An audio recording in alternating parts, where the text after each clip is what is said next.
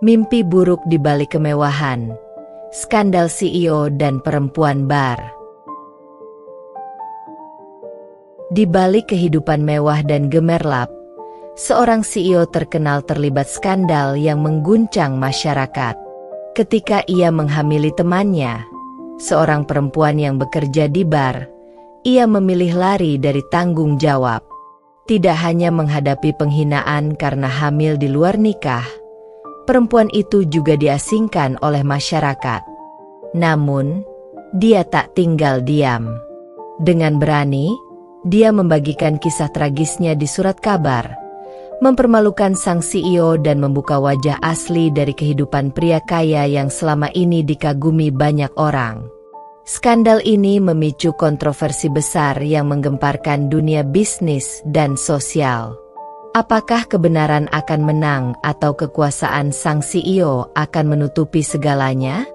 Jangan lewatkan kisah penuh intrik dan pengkhianatan ini. Like, subscribe, dan tinggalkan komentar untuk mengikuti setiap bab yang penuh kejutan dan plot twist tak terduga.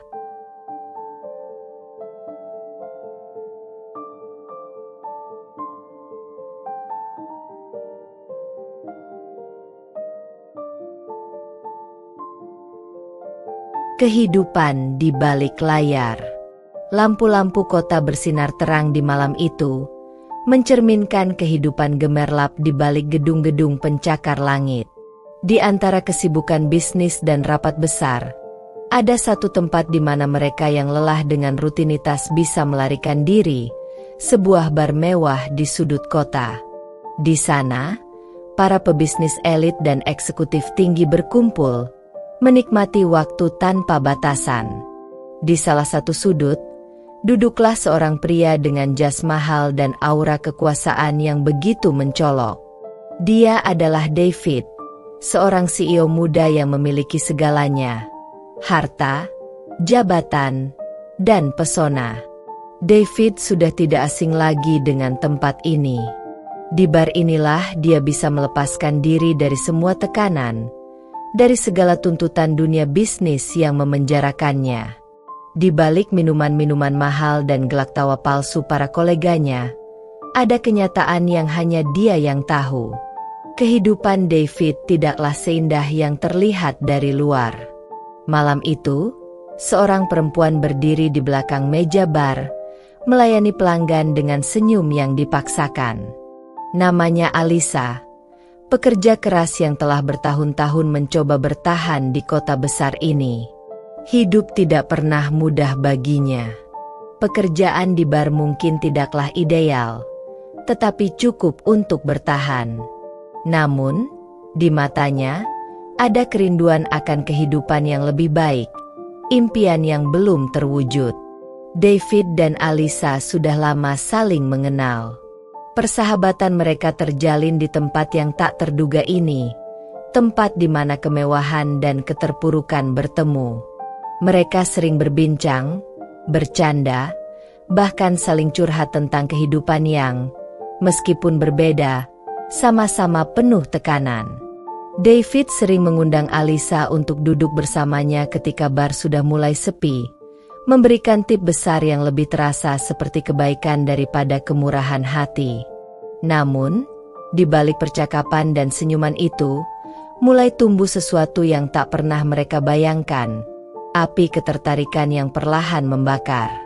Ketika malam semakin larut dan minuman semakin banyak, batasan antara teman dan sesuatu yang lebih mulai kabur. Hingga pada suatu malam, tanpa mereka sadari, mereka telah menyeberangi batas itu. Malam itu menjadi titik awal dari serangkaian peristiwa yang akan mengubah hidup mereka berdua selamanya. Skandal di tengah kegelapan. Hari-hari berlalu setelah malam itu, tetapi bayangan keintiman di antara David dan Alisa tetap membekas kuat. Meski mereka berusaha melanjutkan hidup seperti biasa, rasa canggung mulai merayap di antara mereka setiap kali berpapasan. Di kantor, David adalah pria sempurna dengan karisma memimpin yang tak terbantahkan, namun di dalam hatinya, ada perasaan bersalah yang mulai menghantui. Dia tahu bahwa apa yang telah terjadi adalah kesalahan besar. Tapi, seperti kebanyakan pria berkuasa, dia berpikir bisa mengendalikannya, memilih untuk tidak memikirkannya dan melanjutkan hidup seolah tidak ada yang terjadi. Sementara itu, Alisa merasa berbeda. Kehidupan di balik meja bar yang biasanya monoton kini penuh dengan ketidakpastian. Malam itu, yang awalnya hanya dianggap sebagai sebuah kesalahan, kini perlahan-lahan mengungkapkan akibat yang lebih besar dari yang dia duga. Alisa mulai merasakan gejala-gejala aneh, mual di pagi hari, kelelahan yang tak biasa, dan perasaan cemas yang semakin membebani. Ini tidak mungkin, pikir Alisa, mencoba menenangkan diri saat dia berdiri di depan cermin kecil di kamar sempitnya. Tapi takdir berkata lain. Ketika hasil tes kehamilan di tangannya menunjukkan 2 garis merah, dunianya hancur berantakan. Alisa hamil, dan ayah dari bayinya adalah David, sang CEO. Pikiran Alisa berputar. Dia tak pernah membayangkan hidupnya akan berubah secepat ini. Di luar sana, masyarakat menuntut moral tinggi dari seorang perempuan, dan hamil di luar nikah adalah aib besar. Dia tidak hanya akan dihakimi oleh orang-orang di sekitarnya, tetapi juga kehilangan pekerjaannya, rumah, dan martabatnya. David adalah satu-satunya orang yang bisa menyelamatkannya dari kehancuran, atau setidaknya itulah yang dia harapkan. Alisa memberanikan diri menemui David di kantornya, kantor mewah yang diisi oleh para staf profesional dan penuh prestise. Dia masuk dengan langkah berat, memikirkan kata-kata yang harus dia sampaikan. Ketika dia akhirnya bertemu dengan David di ruangan pribadinya, suaranya bergetar. "David, kita perlu bicara." David memandang Alisa dengan tatapan serius, merasa ada sesuatu yang salah. "Apa yang terjadi, Alisa?" Dengan hati yang hancur dan mata penuh ketakutan, Alisa membuka mulutnya. "Aku hamil, David, dan bayi ini milikmu." Hening. Wajah David yang biasanya tenang tiba-tiba berubah pucat. Dunia yang selama ini dia kendalikan dengan begitu mudah, kini seolah berantakan dalam sekejap. "Apa? Tidak, ini tidak mungkin," desisnya, nyaris tidak percaya dengan apa yang baru saja dia dengar. David berdiri dari kursinya, berjalan mondar-mandir di ruang kantornya yang besar. "Kamu pasti salah. Mungkin itu bukan anakku." Perasaan cemas dan panik menjalar di tubuh Alisa. Dia tahu reaksi seperti ini mungkin akan datang, tetapi tidak menyangka sebesar ini. "David, aku tidak meminta ini terjadi, tetapi kenyataannya adalah aku mengandung anakmu. Kita harus bertanggung jawab." Namun, bagi David, tanggung jawab bukanlah pilihan. Dunia bisnis yang dia bangun selama bertahun-tahun, reputasinya sebagai CEO yang sukses, dan kehidupannya yang penuh kekuasaan akan hancur jika kabar ini tersebar. "Aku tidak bisa, Alisa," jawabnya dingin. "Aku tidak bisa terlibat dalam ini. Kamu harus menemukan cara untuk mengatasinya sendiri." Ketika dunia menjadi kelam, Alisa berjalan keluar dari kantor megah itu dengan langkah berat. Langit kota yang biasanya tampak cerah dan penuh harapan kini terasa suram, seolah-olah dunia bersekongkol untuk menjatuhkannya. Telinganya masih terngiang-ngiang oleh kata-kata dingin David. "Aku tidak bisa terlibat dalam ini." Baginya, David bukan hanya sekadar teman atau seorang pria dengan pesona luar biasa. Dia adalah harapan terakhir bagi Alisa di tengah kegelapan hidup yang semakin menghimpit. Semua kenangan tentang David terasa menghantui. Malam-malam mereka berbincang di bar, gelak tawa di antara tegukan minuman, hingga malam di mana semuanya berubah. Alisa telah mengorbankan lebih dari yang pernah dia duga. Tapi, kenyataannya kini jelas. David, dengan segala kekayaannya, memilih melarikan diri dari tanggung jawabnya. Dia hanya ingin menyelamatkan diri dari skandal yang bisa menghancurkan reputasi gemerlapnya. Setelah berhari-hari merenung di kamarnya yang kecil dan pengap, Alisa tahu dia harus mengambil keputusan. Ia bukanlah tipe perempuan yang akan duduk menangis tanpa henti.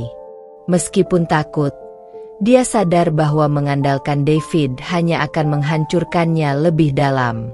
Kini dia harus berdiri sendiri, untuk dirinya dan untuk bayi yang sedang tumbuh di dalam rahimnya. Suatu malam, Alisa duduk di depan cermin kecil yang retak di kamarnya. Perutnya mulai sedikit membesar. Tanda-tanda kehamilan semakin nyata. Hatinya kacau, namun pikirannya terus berputar. Dia memikirkan nasib bayi ini.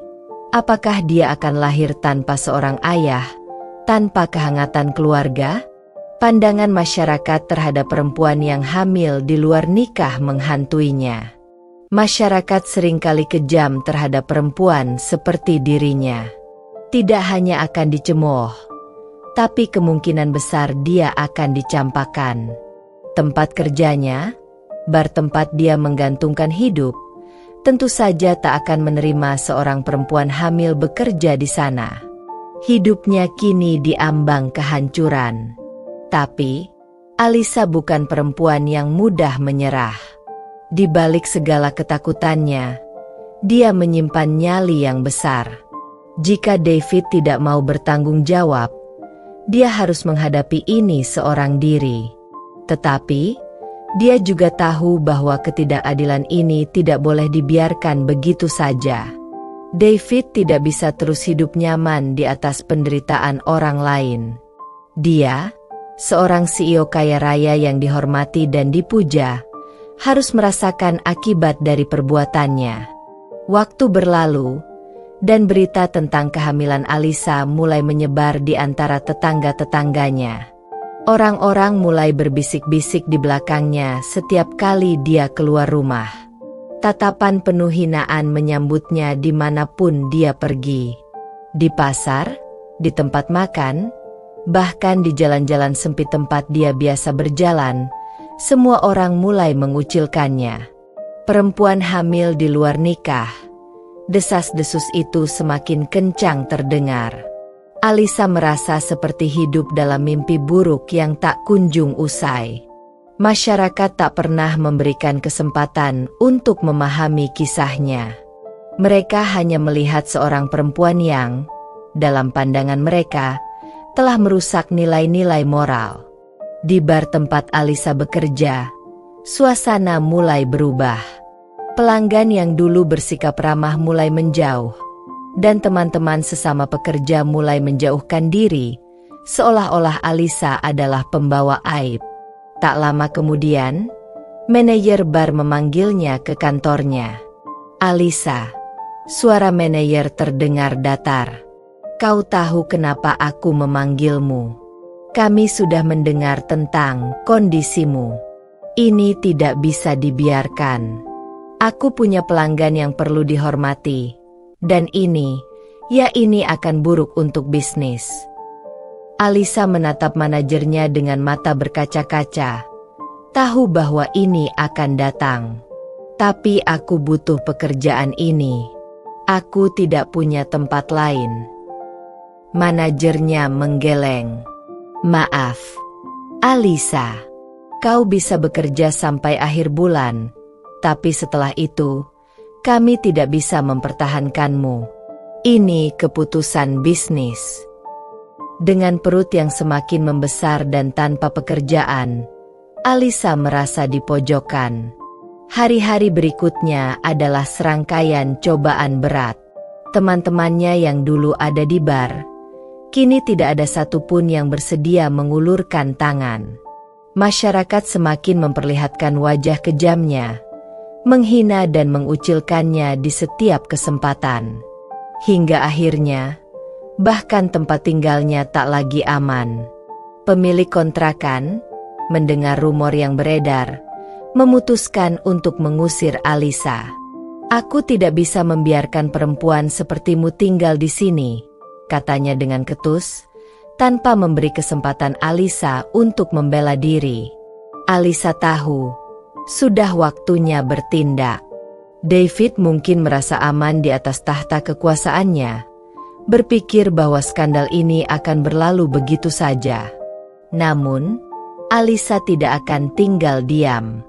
Dengan bantuan seorang teman lama yang bekerja di surat kabar kecil, dia memutuskan untuk menceritakan semuanya. Dunia harus tahu siapa David sebenarnya, di balik topeng CEO sukses yang penuh kekuasaan. Kalau dia tidak mau bertanggung jawab, aku akan memastikan dia tidak bisa lari dari kebenaran, pikir Alisa dengan tekad kuat. Aku tidak akan menjadi korban dalam diam. Dengan surat kabar kecil itu, cerita Alisa mulai tersebar luas. Skandal kehamilan ini perlahan-lahan menyeruak ke permukaan, mengguncang citra sempurna David di mata publik. CEO kaya yang menghancurkan hidup seorang perempuan, menjadi headline yang memicu perhatian masyarakat luas. Skandal ini mulai membuka mata publik tentang kenyataan pahit di balik kehidupan glamor seorang pria kaya raya. Di sudut kota, David melihat berita itu di salah satu surat kabar yang tergeletak di mejanya. Wajahnya yang biasanya tenang kini dipenuhi kemarahan. Skandal yang selama ini dia pikir bisa ditutupi, akhirnya meledak. Kini, seluruh dunia tahu. Seluruh reputasinya sebagai pengusaha terhormat terguncang. Apa yang akan dia lakukan? Skandal yang tak terelakkan. David duduk di kantornya, tangannya gemetar saat memegang surat kabar yang menampilkan judul besar tentang skandalnya.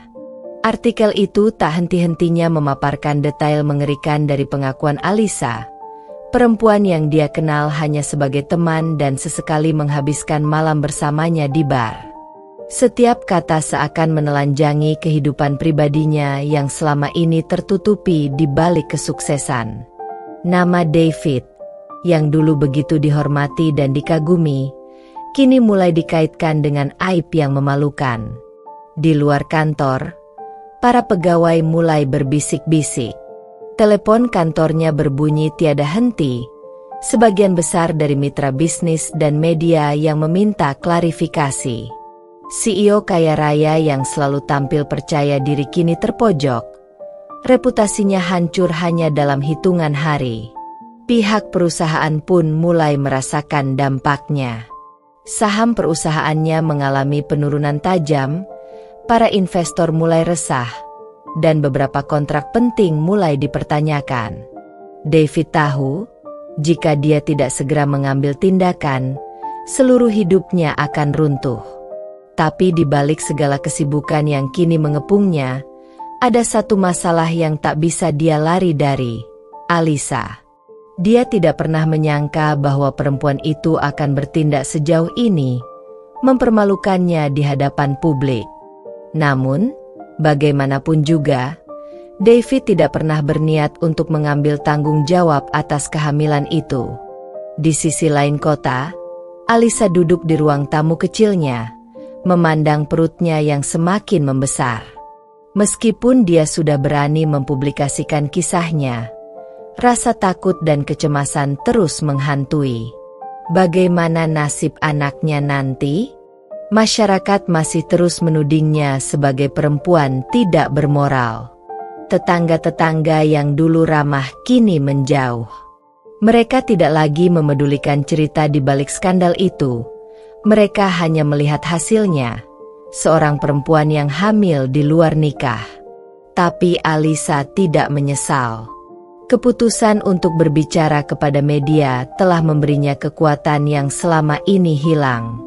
Meskipun masyarakat tetap memandang rendah dirinya, dia tahu bahwa dengan membuka kebenaran, Dia setidaknya telah melawan ketidakadilan yang David lakukan. Alyssa tak lagi berharap David akan bertanggung jawab. Baginya, kini, keadilan bukan soal apakah David mengakui anak ini, melainkan soal menuntut dunia untuk melihat bahwa perempuan seperti dirinya layak diperlakukan dengan hormat. Sementara itu, di kantor David, suasana semakin panas. Pengacaranya baru saja datang untuk membahas langkah-langkah yang harus diambil setelah berita ini pecah. Kita bisa gugat media ini atas pencemaran nama baik, kata pengacaranya tegas, berusaha menawarkan solusi. Namun David hanya bisa termenung. Dia tahu betul, masalah ini bukan hanya soal pencemaran nama baik. Jika dia membawa kasus ini ke pengadilan, bukan hanya akan memperpanjang skandal, tetapi juga bisa menggali lebih dalam tentang hubungan rahasianya dengan Alyssa.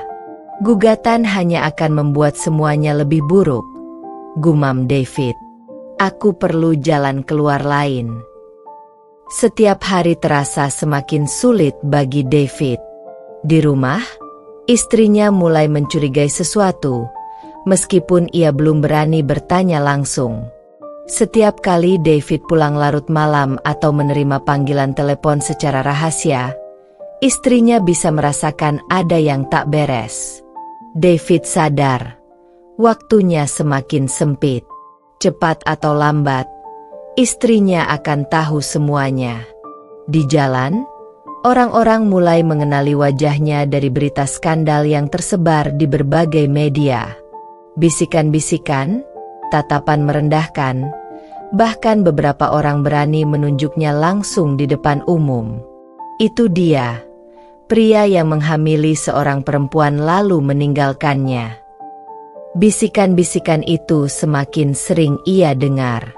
David mulai merasa seperti seorang kriminal yang dikejar-kejar masyarakat. Suatu sore, saat berjalan menuju kantornya, seseorang menghentikannya di jalan. Seorang pria tua yang tampak marah memandang David dengan penuh kebencian. Kau mungkin kaya, tapi uangmu tidak akan bisa menutupi semua ini.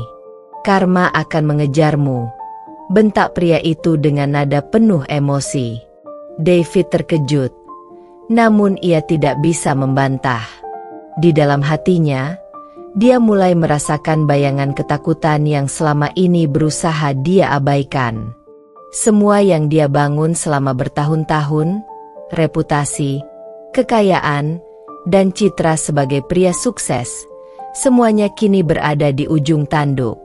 Dia tak tahu apakah dia bisa menyelamatkan apa yang tersisa dari hidupnya. Di rumah, Alyssa menerima telepon dari salah satu teman lama yang bekerja di media lain. Alyssa, ada banyak surat kabar lain yang ingin mendengar ceritamu lebih lanjut. Mereka tertarik dengan kisahmu dan bagaimana David mengkhianatimu, katanya penuh semangat. Alyssa tahu, setiap cerita yang tersebar hanya akan menambah tekanan pada David. Namun, bukan itu tujuan utamanya. Baginya, yang paling penting adalah memberikan suara kepada perempuan yang selama ini dibungkam dan dihina oleh orang-orang berkuasa seperti David. Aku akan bicarakan dengan mereka, jawabnya dengan tenang. Waktu terus berlalu, dan meskipun Alyssa semakin dicemooh oleh masyarakat, dia merasakan suatu kebebasan yang baru. Bebas dari harapan bahwa David akan datang menyelamatkan hidupnya. Bebas dari ketakutan akan nasib yang akan menimpanya. Kini, dia hanya fokus pada dirinya dan bayinya yang akan lahir. David, di sisi lain, semakin terjebak dalam krisis hidupnya. Ketika dia berpikir segala sesuatunya tak bisa menjadi lebih buruk, investor utama perusahaannya mengirim surat yang menyatakan bahwa mereka menunda kontrak besar yang sedang direncanakan.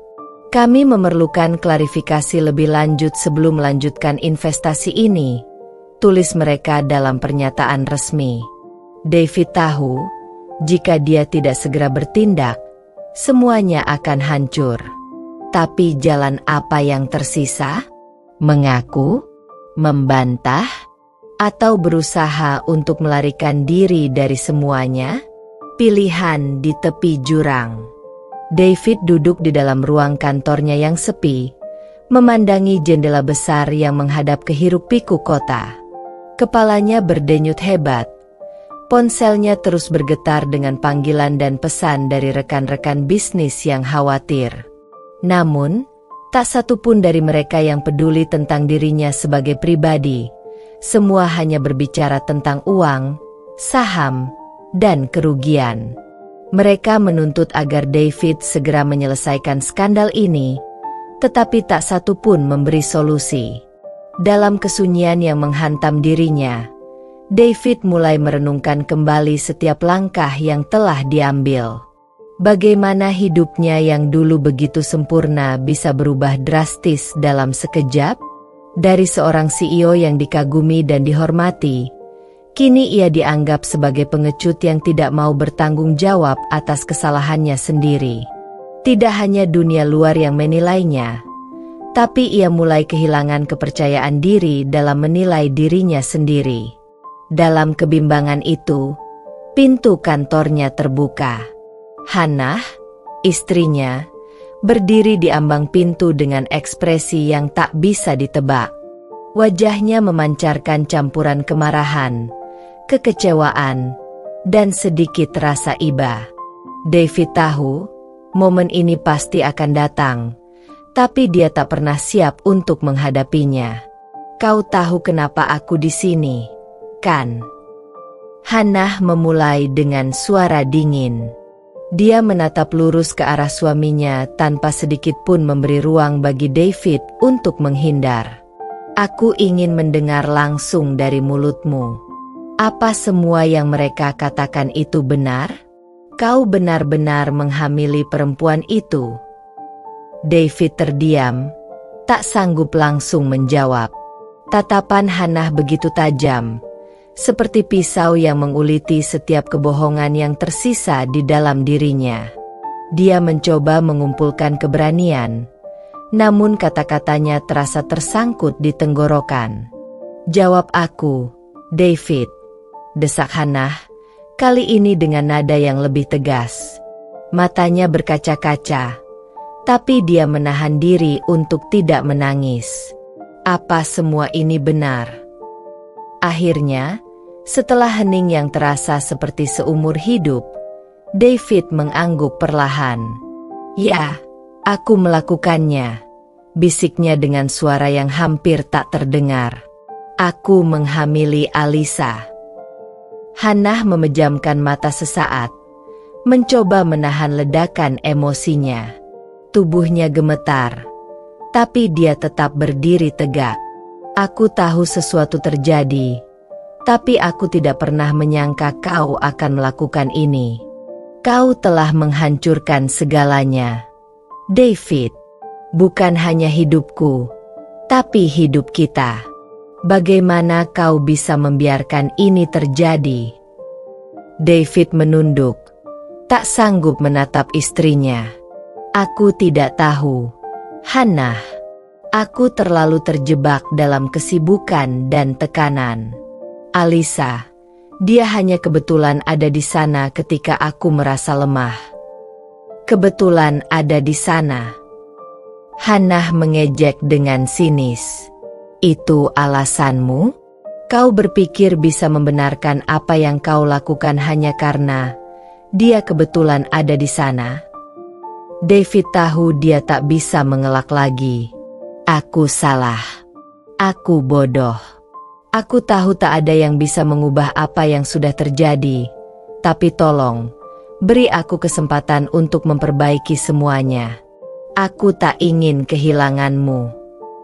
Namun, mata Hannah yang penuh air mata menatapnya dingin. Kehilangan? Kau sudah kehilangan segalanya sejak kau memutuskan untuk mengkhianati aku dan janji-janji yang pernah kita buat. Aku tak tahu apakah ada yang tersisa untuk diperbaiki. David, aku bahkan tidak yakin aku masih bisa melihatmu sebagai orang yang sama. Kata-kata Hannah menyayat hati David lebih dalam daripada yang dia kira. Dia tahu bahwa rasa bersalah dan penyesalan tak akan cukup untuk menghapus luka yang telah ia buat. Tapi sebelum dia bisa mengatakan lebih banyak, Hannah berbalik dan keluar dari kantornya, meninggalkan David dalam kehampaan. Sementara itu, di rumah kecilnya, Alyssa duduk termenung di depan layar komputer. Komentarnya di media online terus bertambah. Sebagian mendukung, sebagian lagi mencerca. Beberapa orang simpati atas keberaniannya mengungkapkan kebenaran, tapi lebih banyak lagi yang menghakiminya. Perempuan murahan, begitu mereka memanggilnya, penghancur rumah tangga, dan sebutan-sebutan kejam lainnya yang membuat hatinya semakin berat. Namun, Alyssa tahu dia tidak bisa berdiam diri. Kebenaran harus disuarakan, apapun risikonya. Jika tidak, orang-orang seperti David akan terus melenggang tanpa hukuman. Bukan soal uang atau balas dendam yang ia inginkan, tapi keadilan, bukan hanya untuk dirinya, tapi untuk semua perempuan yang pernah diperlakukan seperti dirinya. Pikiran Alyssa melayang pada masa-masa ketika ia pertama kali bertemu David. Di bar tempatnya bekerja, David selalu terlihat berbeda dari pelanggan lain. Bukan hanya karena penampilannya yang rapi dan elegan, tapi juga caranya berbicara yang halus dan meyakinkan. Awalnya, Alyssa tidak pernah mengira hubungan mereka akan berlanjut lebih jauh. Tapi, satu malam di mana David tampak begitu rapuh dan bercerita tentang tekanan hidupnya, Alyssa mulai terjebak dalam pesona pria itu. Kini, semua itu terasa seperti ilusi yang mengerikan. David telah pergi, tidak pernah menghubungi lagi sejak skandal ini terungkap. Alyssa merasa kesepian, dikelilingi oleh tatapan sinis dari tetangga dan teman-teman yang menjauh. Namun, meski keadaan menjadi sulit, dia tak menyesal. "Aku harus bertahan," bisiknya pada diri sendiri. "Aku akan melawan." Keesokan harinya, David bangun dengan berat hati. Semalam adalah salah satu malam terburuk dalam hidupnya. Rumahnya sunyi, Hannah sudah pergi, mungkin kembali ke rumah orang tuanya. Ruang tamu yang biasanya hangat kini terasa dingin dan asing. David tahu, dia telah merusak segalanya. Di kantor, situasi semakin memburuk. Direktur utama perusahaan telah menghubunginya, meminta David untuk segera memberikan klarifikasi. "Jika kau tidak segera menanganinya, kita bisa kehilangan seluruh kepercayaan publik," ujar direktur itu dengan nada tegas. David tahu, ini bukan hanya soal reputasi pribadi, tetapi juga masa depan perusahaannya yang dipertaruhkan. Namun, dalam hatinya, David semakin yakin bahwa satu-satunya cara untuk keluar dari situasi ini adalah dengan menghindarinya sepenuhnya. Dia tidak mau bertanggung jawab atas kehamilan Alyssa, dan dia tidak ingin menghadapi kenyataan pahit yang telah ia ciptakan. Baginya, lebih mudah untuk melupakan semuanya. Alyssa, skandal ini, bahkan perusahaannya, jika perlu. David mengambil napas panjang dan menghubungi asisten pribadinya. "Batalkan semua jadwalku hari ini," katanya tegas. "Aku butuh waktu untuk berpikir." Dinding-dinding yang mulai runtuh. David menatap pantulan dirinya di cermin kamar hotel yang dingin dan sepi. Ini sudah 3 hari sejak ia memutuskan untuk menghindar dari semua masalah. Rumah, kantor, bahkan dunia luar. Dia pikir, dengan menjauh, dia bisa mengatasi kekacauan yang dibuatnya. Namun kenyataannya, ketenangan yang ia harapkan tidak kunjung datang. Setiap detik yang berlalu, perasaan bersalah dan takut menghantuinya. Dia tidak bisa berhenti memikirkan apa yang akan terjadi selanjutnya. Apakah Hannah akan benar-benar meninggalkannya? Apakah Alisa akan terus mempermalukannya di media? Atau apakah semuanya akan runtuh lebih cepat daripada yang ia kira? Telepon hotel berbunyi, menginterupsi pikirannya. David menghela napas panjang sebelum mengangkat gagang telepon. "Pak David, ada seseorang yang ingin bertemu dengan Anda," kata suara petugas resepsionis dengan nada sopan namun tegas. "Siapa?" David bertanya, sedikit bingung karena dia tidak memberitahu siapapun tentang tempat persembunyiannya ini. Seorang perempuan. Dia tidak menyebutkan namanya, tapi dia sangat mendesak untuk berbicara dengan Anda. David langsung tahu siapa yang datang. Alisa. Wajahnya memucat, dan hatinya berdebar-debar. Ia tahu, ia tidak bisa terus menghindarinya. Dengan sedikit enggan, ia meminta resepsionis untuk mengizinkan Alisa naik. Beberapa menit kemudian, pintu kamar hotel terbuka, dan Alisa masuk dengan langkah penuh percaya diri. Wajahnya tampak letih, tapi ada sorot ketegasan di matanya yang membuat David merasa semakin terpojok. "Jadi, kau pikir kau bisa lari dari semuanya, ya?" Alisa langsung memulai tanpa basa-basi. Suaranya penuh kemarahan, tetapi juga penuh kesakitan. "Kau pikir dengan bersembunyi di sini, semua akan selesai? Semua akan hilang?" David tidak menjawab. Dia hanya berdiri di sana, memandang perempuan yang pernah ia hianati dengan perasaan campur aduk. Perasaan bersalah, takut, dan sedikit marah karena dipaksa menghadapi situasi yang ia ciptakan sendiri. "Aku hamil, David," lanjut Alisa. Suaranya mulai bergetar. "Dan kau tidak bisa mengabaikan ini selamanya. Kau tidak bisa mengabaikan aku." "Aku tahu, Alisa," akhirnya David berkata dengan suara rendah. "Aku tahu aku salah. Tapi aku tidak tahu harus berbuat apa. Aku tidak siap untuk ini." Alisa tersenyum miring, sebuah senyuman yang penuh dengan sarkasme. "Kau tidak siap? Aku juga tidak siap, David. Tapi aku tidak punya pilihan. Aku tidak bisa lari seperti yang kau lakukan. Aku harus menghadapi kenyataan. Sedangkan kau hanya memilih untuk menghilang." David menundukkan kepala, tak mampu menatap mata Alisa yang penuh kemarahan. "Aku minta maaf, Alisa. Aku benar-benar minta maaf. Tapi aku tidak bisa." David terdiam, mencoba mencari kata-kata yang tepat. "Aku tidak bisa menjalani ini. Aku punya hidupku sendiri, pekerjaanku, perusahaanku, dan keluargaku." "Keluargamu? Kau masih berani bicara tentang keluargamu setelah apa yang kau lakukan? Setelah kau hancurkan hidupku?" Alisa melangkah maju, mendekat ke arah David. "Aku tidak peduli dengan keluargamu, David. Kau membuatku hamil, dan kau akan bertanggung jawab. Aku tidak peduli bagaimana caranya, tapi kau tidak akan lepas dari ini." David menatap mata Alisa dengan putus asa. "Apa yang kau inginkan dariku?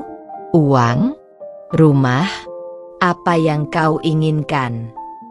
"Bukan hanya itu," jawab Alisa dengan tegas. "Aku ingin keadilan. Aku tidak akan membiarkan diriku dihancurkan olehmu tanpa ada konsekuensi. Kau mungkin bisa menghindar dari tanggung jawab dengan istrimu, tapi tidak denganku. Aku akan membawanya ke publik jika perlu, dan aku tidak peduli dengan apa yang terjadi padamu atau reputasimu." David merasa jantungnya semakin berdebar. Ia tahu bahwa Alisa serius. Dan ia tahu, jika cerita ini sampai ke publik, karir dan reputasinya akan hancur seketika. Alisa adalah ancaman nyata, dan dia tidak bisa lagi mengabaikannya. Kau tidak akan melakukan itu, bisik David, berusaha terdengar tenang meski hatinya panik. Jika kau menghancurkan reputasiku, kau juga akan menghancurkan dirimu sendiri. Siapa yang akan mempercayai seorang perempuan yang hamil di luar nikah? Mata Alisa menyala penuh kemarahan. Kau pikir aku peduli dengan reputasiku? Hidupku sudah hancur sejak kau meninggalkanku. Aku kehilangan pekerjaanku di bar karena gosip ini. Aku diasingkan oleh masyarakat sekitar, dan sekarang aku bahkan tidak bisa keluar rumah tanpa merasa diawasi. Jadi, jangan coba-coba mengancamku, David. Kau tak tahu seberapa jauh aku akan melawan. David terdiam, merasakan ketakutan yang semakin nyata. Dia tahu Alisa tidak main-main, dan itu membuatnya semakin bingung. Segala sesuatu yang dia bangun selama bertahun-tahun, perusahaannya, kekayaannya, bahkan keluarganya, bisa lenyap dalam sekejap. Aku tidak ingin ini terjadi, Alisa, David berkata, suaranya penuh keputusasaan. Aku tidak ingin menghancurkan hidupmu atau hidupku. Tapi kita harus menemukan jalan keluar yang tidak merugikan kedua belah pihak. Alisa mendengus. Kau masih berpikir ada cara agar kau tidak dirugikan? Ini bukan hanya soal bisnis atau uang, David. Ini soal hidup seseorang. Hidupku, hidup anak yang akan lahir dari tubuhku. Dan kau berpikir bisa menyelesaikannya dengan negosiasi seperti di kantor. David terdiam, kehilangan kata-kata. Ia merasa semakin terpojok. Dinding-dinding yang ia bangun untuk melindungi dirinya mulai runtuh. Tidak ada lagi cara untuk menghindar. Di hadapannya, Alisa berdiri sebagai ancaman nyata yang siap menghancurkan segalanya jika ia tidak bertindak. Baiklah, David menghela napas panjang, akhirnya menyerah.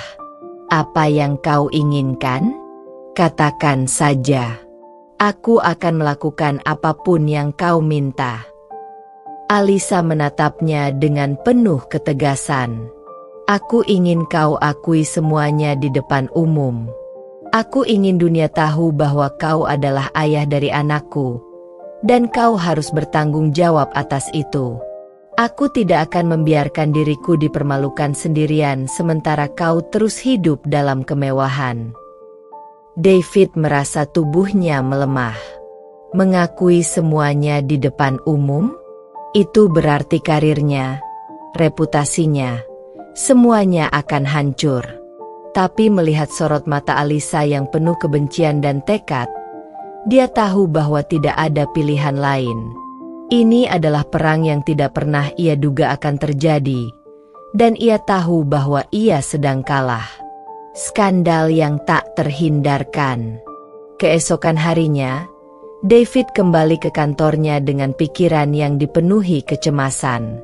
Meskipun ruangan di sekitarnya tetap megah, berbalut dekorasi mahal dan penuh kemewahan, kali ini semua itu terasa hampa. Ia tak lagi merasa memiliki kontrol penuh atas hidupnya.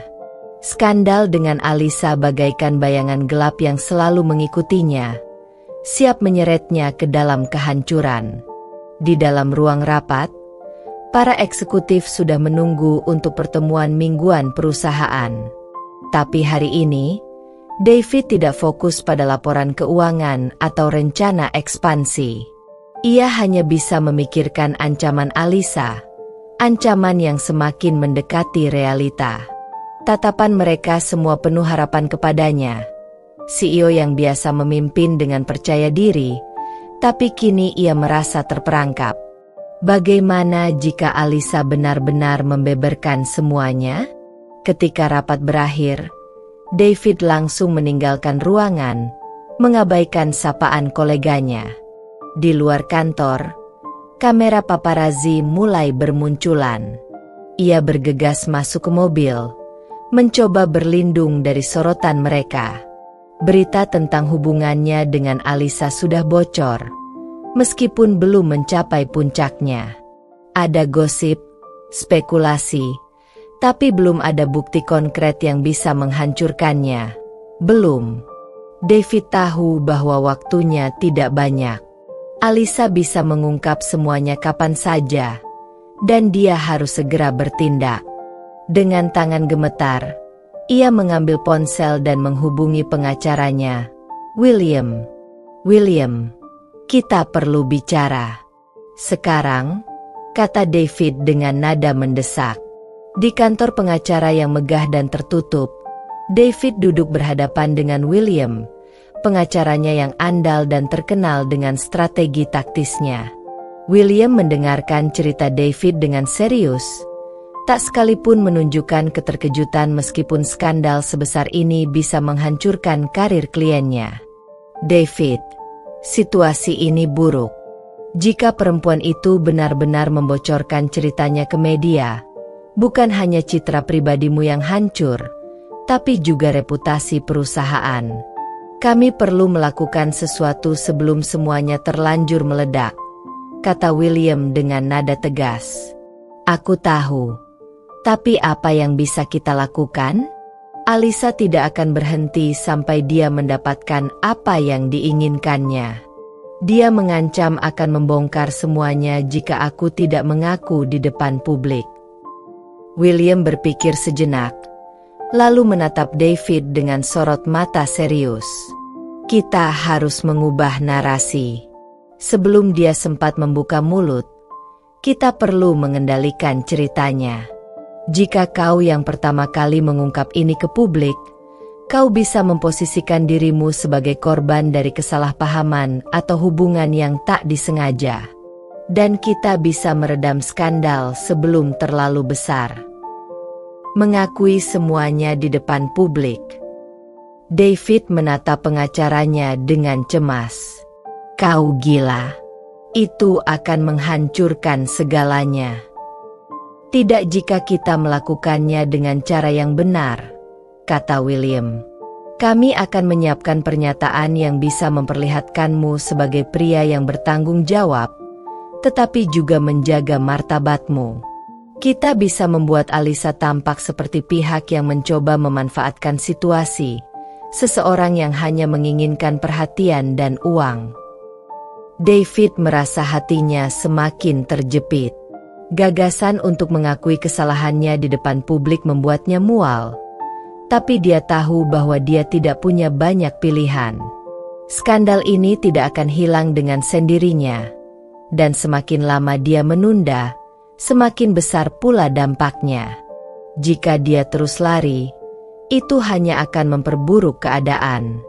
Baiklah, kata David akhirnya, menghela napas panjang.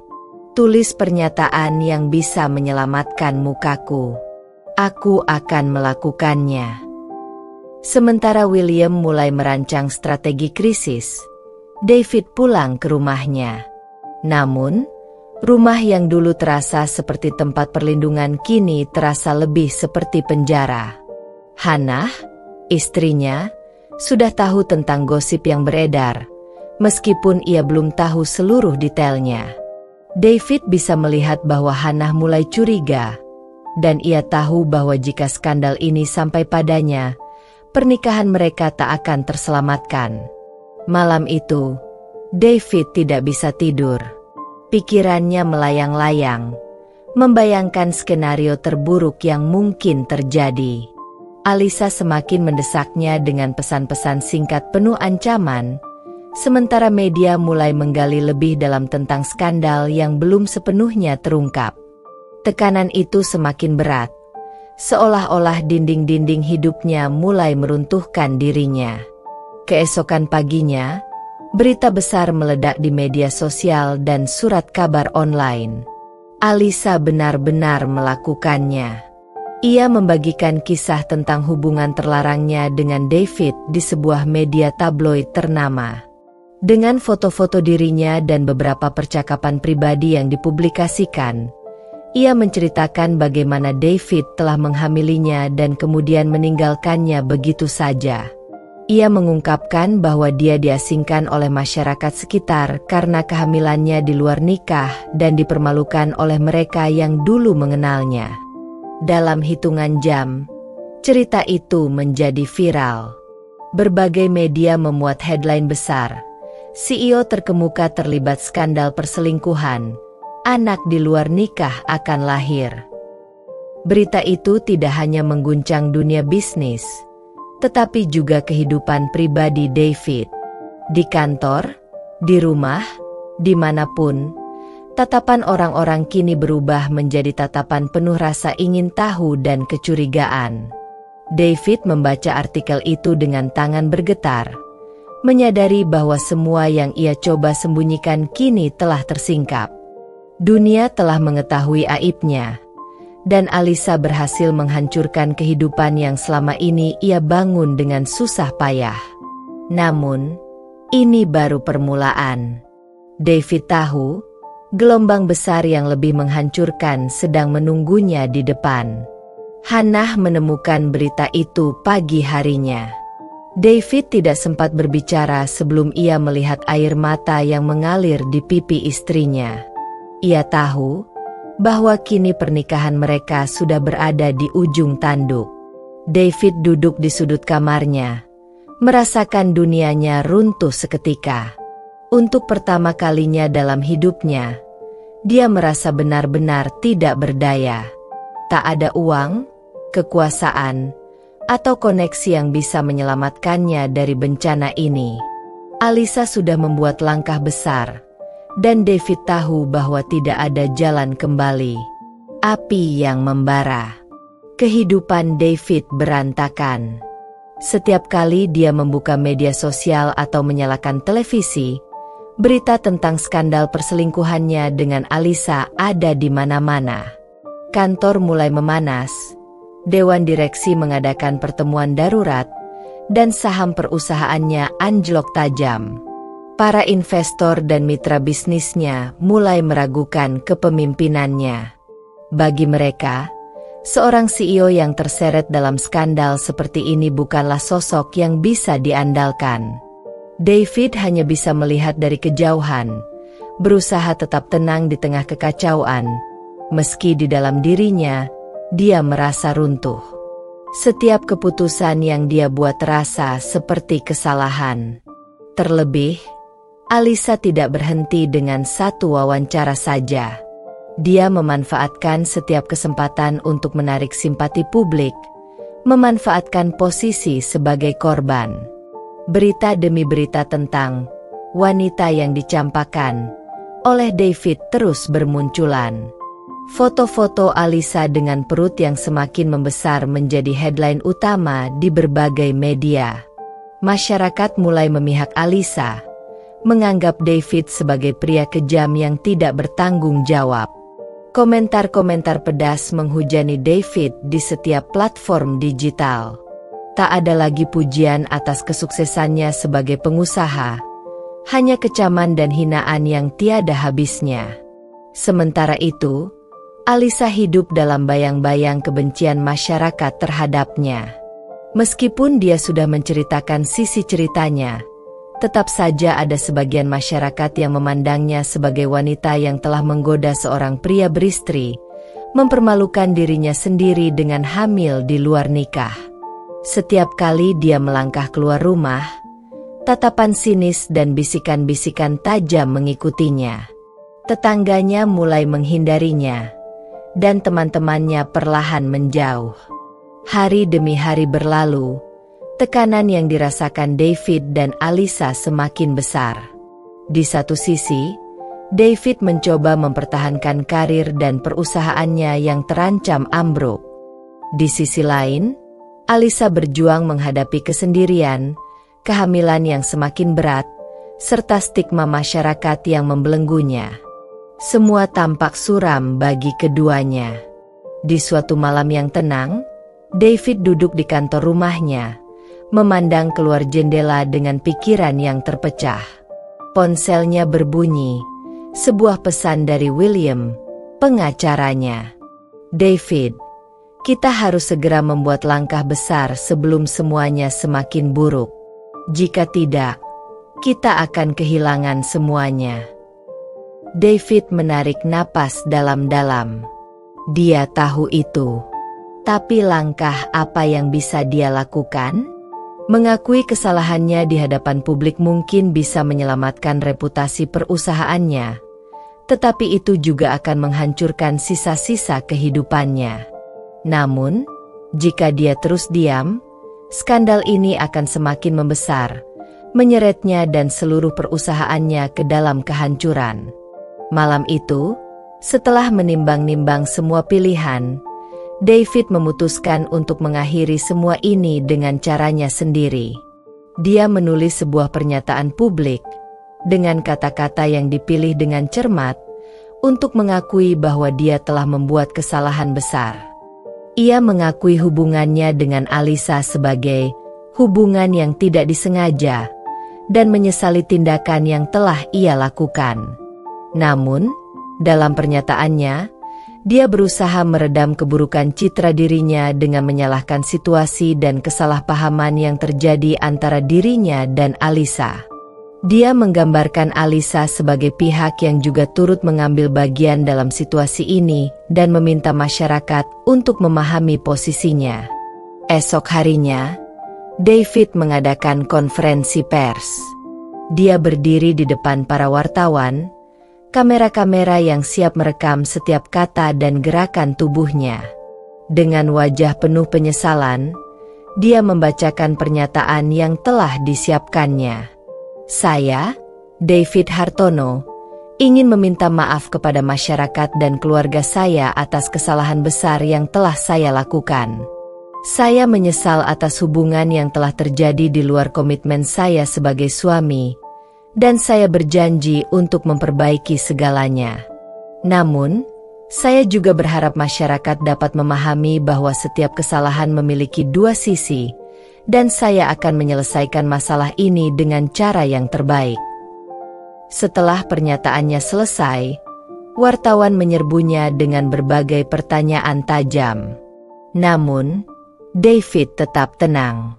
Ia tahu bahwa ini hanyalah bagian dari permainan untuk mengendalikan narasi. Meskipun berat, dia berusaha tetap memegang kendali. Di tempat lain, Alisa duduk di ruang tamunya yang sunyi, menonton konferensi pers tersebut melalui layar televisi. Rasa marah dan kecewa memenuhi dadanya. David sama sekali tidak menyebutkan nama dirinya dengan jelas, seolah-olah ia hanyalah bayangan dalam cerita ini. Padahal, dialah yang sedang mengandung anak dari pria yang kini berdiri di depan jutaan orang, berusaha menyelamatkan reputasinya sendiri. Amarah Alisa memuncak. Ia tahu bahwa ini adalah kesempatan terakhirnya untuk melawan balik. Jika David bisa bermain dalam narasi ini, dia pun bisa melakukan hal yang sama, tapi dengan cara yang jauh lebih menghancurkan. Dalam beberapa jam, Alisa menghubungi salah satu surat kabar besar dan mengatur wawancara eksklusif. Kali ini, dia tidak akan hanya membagikan ceritanya sebagai korban. Dia akan memastikan bahwa seluruh dunia tahu siapa sebenarnya David Hartono, seorang pria yang tega meninggalkan tanggung jawabnya dan membiarkannya menanggung beban ini sendirian. Alisa tahu, langkah ini akan mengubah segalanya, dan dia siap menerima segala konsekuensinya. Penantian yang membara. Alisa menatap layar ponselnya dengan penuh amarah. Beberapa jam setelah konferensi pers yang diadakan oleh David, media sosial kembali dibanjiri oleh komentar-komentar pedas dari netizen yang membela David, menyebutnya seorang pria yang jujur dan menyesal. Sementara itu, Alisa, yang merasa seolah dibuang ke dalam bayang-bayang gelap, merasa semakin terpojok. David berhasil menggiring opini publik, sementara dia sendiri semakin terasingkan, dianggap hanya sebagai bagian dari kesalahan yang harus diperbaiki. Namun, kali ini Alisa tidak akan diam. Tiba-tiba, dia teringat kembali dengan percakapan yang pernah dia lakukan dengan teman-temannya di bar, tempat pertama kali bertemu dengan David. Waktu itu, mereka hanya berbicara tentang kehidupan yang penuh kemungkinan, tentang impian yang jauh dan tak terjangkau. Tapi, David datang seperti badai, mengacak-acak semuanya. Dia adalah pria dengan segala kelebihan, dan dia membuat Alisa merasa spesial. Saat itu, siapa yang tahu bahwa pertemuan yang tampaknya tidak lebih dari sekadar kebetulan itu akan merusak hidupnya? Sekarang, dia duduk di depan laptopnya, mengetik setiap kata dengan hati yang penuh kebencian, ingin setiap orang tahu siapa David yang sebenarnya. Menulis surat kabar eksklusif yang akan segera dipublikasikan bukan hanya untuk membalas dendam, tetapi juga sebagai cara untuk mengungkapkan rasa sakitnya kepada dunia. Dunia yang selama ini menilai dirinya sebagai wanita yang hanya datang untuk mencari perhatian dari pria kaya, tanpa tahu bahwa dia juga seorang manusia dengan perasaan dan harapan. Pagi itu, surat kabar besar yang telah setuju untuk menerbitkan kisahnya menghubungi Alisa. Mereka mengonfirmasi wawancara yang akan diterbitkan pada halaman utama edisi berikutnya. Alisa menghabiskan beberapa jam untuk menulis ulang bagian-bagian yang menurutnya masih kurang tajam, menambahkan setiap detil yang akan membuat pembaca merasa apa yang dirasakannya. Kata-kata itu menjadi senjata, dan dia tahu, ini adalah kesempatan terakhirnya untuk menunjukkan bahwa dia bukan hanya korban dalam cerita ini. Hari penerbitan tiba, dan begitu surat kabar mulai diedarkan ke seluruh penjuru kota, Alisa merasa seolah dunia sedang menunggu untuk meledak. Di kantor-kantor, di kedai kopi, di rumah-rumah, orang-orang mulai membaca kisah yang telah ditulisnya. Artikel itu menggambarkan David sebagai pria yang licik, yang memanfaatkan ketertarikan Alisa untuk menyembunyikan identitas dirinya sebagai pria beristri yang mengkhianati keluarganya. Dia dengan jelas menulis tentang bagaimana David berjanji untuk bertanggung jawab atas kehamilannya, hanya untuk mengabaikannya setelah berita itu mulai mencuat ke permukaan. Alisa tidak hanya menceritakan fakta, dia juga menulis tentang pengkhianatan dan perasaan hancur yang dia rasakan. Setiap kalimat mengalir dengan kejujuran yang tak terbendung. Sebagai penutup, Alisa menulis kalimat yang akan memukul hati pembaca dengan keras. Saya tidak menginginkan apa-apa dari pria ini. Saya hanya ingin satu hal yang tidak bisa dia berikan, tanggung jawab. Dan ketika saya menuntutnya untuk bertanggung jawab, dia memilih untuk bersembunyi di balik citra yang telah ia ciptakan. Dunia mungkin akan menganggap saya sebagai wanita yang mencari uang atau popularitas, tetapi saya ingin kalian tahu bahwa saya hanya manusia yang sedang berjuang untuk hidup saya sendiri. Saya berharap, ketika bayi ini lahir, dia tidak akan dipandang sebagai simbol kehancuran, tetapi sebagai bukti bahwa saya bisa bertanggung jawab atas hidup saya sendiri, tanpa bantuan orang yang berjanji untuk mencintai saya. Alisa menekan tombol kirim, dan dengan itu, kisahnya yang penuh amarah dan kepedihan pun terungkap ke dunia. Tak lama setelah itu, publik mulai menanggapi. Keluarga David yang sebelumnya mencoba untuk melindunginya mulai terpecah. Beberapa anggota keluarga menyatakan ketidaksetujuan mereka terhadap sikap David yang selama ini diam, sementara yang lain mencoba menenangkan situasi. Namun, semua itu sudah terlambat. Di tempat lain, David yang sedang berada di ruang kerjanya membaca artikel tersebut dengan tatapan kosong. Setiap kata yang ditulis Alisa terasa seperti serangan yang tidak bisa dia hindari. Alisa telah menyingkap lapisan-lapisan kebohongannya dengan begitu jelas, seolah-olah dia tidak bisa lagi lari dari kenyataan. Selama ini, David berpikir bahwa dia bisa mengendalikan situasi, tapi sekarang, dia merasa seolah dunia sedang runtuh di hadapannya. Reaksi masyarakat datang begitu cepat.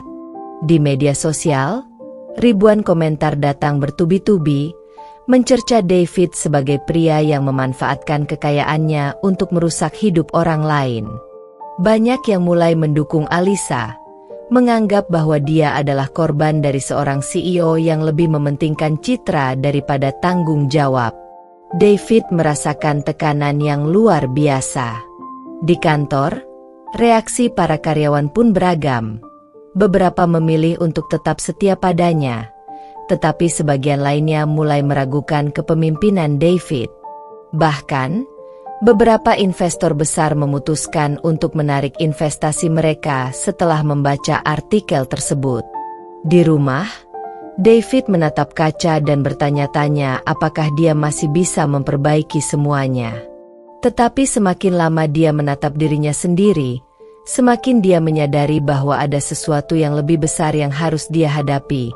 Keputusan yang telah dia buat, dan pilihan-pilihan yang dia ambil, semuanya telah mengubah hidupnya selamanya. Alyssa, di sisi lain, merasakan sesuatu yang berbeda. Meskipun dunia terus memberi tekanan padanya, ada semacam kebebasan yang mulai tumbuh dalam dirinya. Setelah semua yang telah dia lalui, dia tahu bahwa dia kini memiliki kendali atas ceritanya sendiri. Kini, dia bisa melangkah maju, meskipun jalan yang harus dia tempuh masih penuh rintangan.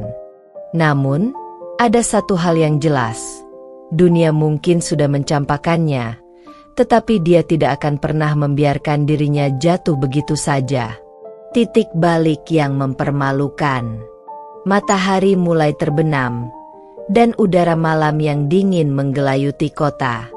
Alyssa duduk di balkon apartemennya, menatap langit yang gelap dengan perasaan yang bercampur aduk.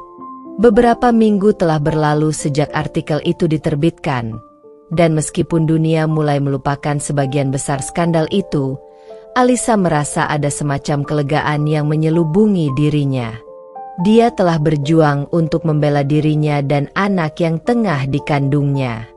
Namun, ada satu hal yang masih terasa mengganjal. David. Alyssa tak tahu bagaimana rasanya mengingat pria itu. David, dengan segala kemewahan dan kekayaannya, tidak bisa memberinya satu hal yang paling penting dalam hidup, tanggung jawab. Semuanya hancur begitu saja ketika David memilih untuk pergi dan meninggalkan masalah yang dia ciptakan sendiri. Namun, dalam hatinya, Alyssa tahu bahwa ada pembalasan yang lebih besar yang menunggunya.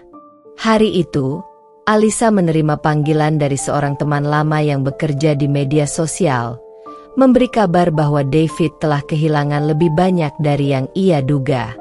Dalam beberapa minggu terakhir, nilai saham perusahaannya turun drastis. Keputusan-keputusan yang diambilnya untuk mengabaikan skandal itu berujung pada kerugian yang lebih besar daripada yang dia bayangkan. Berita tentang kehamilan Alyssa dan wawancaranya yang memalukan semakin menyebar di dunia maya, menciptakan dampak yang tak terhindarkan bagi reputasi David. Bukan hanya dirinya yang terjatuh, tetapi perusahaan yang dibangunnya pun ikut merosot. David yang dulu tampak begitu tak terjangkau dan penuh kekuatan kini merasa terpojok. Dia menghadapi tekanan dari dewan direksi, yang mulai meragukan kemampuannya untuk memimpin. Bahkan para pemegang saham besar mengancam untuk menjual saham mereka, jika dia tidak segera menunjukkan langkah konkret untuk mengatasi krisis ini. Ditambah lagi, David tak bisa menahan kenyataan bahwa dia kini terasingkan dari masyarakat, yang mulai melihatnya sebagai simbol dari keserakahan dan keegoisan. Pada malam yang sama, Alyssa memutuskan untuk menghadapi David sekali lagi, meskipun dia tahu bahwa itu adalah langkah yang berisiko. Dia ingin memastikan bahwa David menyadari betapa besar kerugian yang telah dia ciptakan. Tetapi kali ini, dia tidak datang untuk berbicara.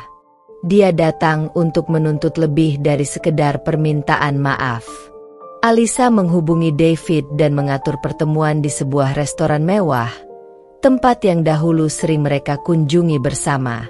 David menerima ajakan itu, meskipun dengan hati yang berat, karena dia tahu apa yang akan terjadi. Dia tidak bisa lari lagi dari kenyataan. Saat mereka bertemu, suasana terasa canggung. David melihat Alisa, yang kini tampak jauh lebih tenang daripada dulu. Wajahnya lebih matang, lebih tegas, dan kehadirannya memancarkan rasa percaya diri yang baru. Tanpa basa-basi, Alisa duduk, memandang David dengan tatapan tajam. "Kamu tahu, David," kata Alisa dengan suara yang tegas, "aku tidak pernah menginginkan ini. Aku tidak ingin menjadi wanita yang memecahkan hidup seseorang hanya untuk mencari keuntungan. Aku hanya ingin kamu bertanggung jawab." David menundukkan kepalanya. Dia tahu, tidak ada kata-kata yang bisa memperbaiki semuanya sekarang. Namun, dia harus mengakui bahwa ini adalah akibat dari pilihannya yang salah. "Aku tahu," jawabnya pelan. Aku sudah membuat kesalahan besar.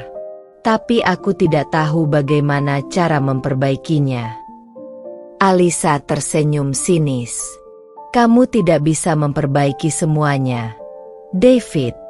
Kamu sudah mengorbankan terlalu banyak untuk itu. Tapi kamu bisa belajar dari ini." Pertemuan itu berakhir dengan David mengakui kekalahannya. Namun, Alisa tidak menginginkan permintaan maaf kosong. Dia hanya ingin melihat David benar-benar jatuh, bukan karena kebencian, tetapi untuk memberi pelajaran bahwa kekuasaan dan uang tidak bisa membeli segalanya. Beberapa hari setelah pertemuan itu, David akhirnya memutuskan untuk mengundurkan diri dari posisi CEO. Keputusan itu datang dengan pengumuman resmi, mengingatkan dunia bahwa meskipun seseorang bisa memiliki segalanya, dia tetap manusia biasa yang bisa jatuh karena kesalahan yang dibuat. Pengumuman itu menjadi sorotan utama media, menandakan berakhirnya karir gemilang David Hartono di dunia bisnis. Alisa, di sisi lain, memilih untuk melangkah maju. Meskipun kehidupan sosialnya tak sepenuhnya pulih, dia merasa lebih kuat dari sebelumnya. Dia kini menjadi seorang ibu yang tangguh, merawat anaknya dengan penuh kasih sayang dan harapan untuk masa depan yang lebih baik. Keputusannya untuk tidak terpuruk dalam penyesalan membawanya pada kehidupan baru yang lebih berarti. Masyarakat mungkin telah mencampakkannya, tapi Alisa tahu bahwa ia kini memiliki kekuatan untuk menentukan nasibnya sendiri. Dunia bisa menghakimi, tetapi dia akan terus berjalan, tidak pernah menoleh ke belakang.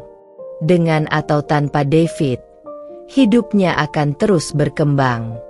Dan untuk David, meskipun dia kehilangan semuanya, harta, kekuasaan, dan reputasi, satu hal yang ia pelajari adalah bahwa tanggung jawab tak hanya datang dengan apa yang kita capai, tetapi juga dengan apa yang kita tinggalkan di belakang. Namun, sudah terlambat baginya untuk memutarbalikkan waktu. Kehidupan berjalan, dan dunia terus berputar. David dan Alisa, dua orang yang dulu saling terhubung oleh cinta dan hasrat, kini berjalan di jalan mereka masing-masing. Dan bagi Alisa, kehidupan baru dengan anaknya adalah segala-galanya. Akhirnya, kehidupan memberi pelajaran yang tak ternilai. Tamat.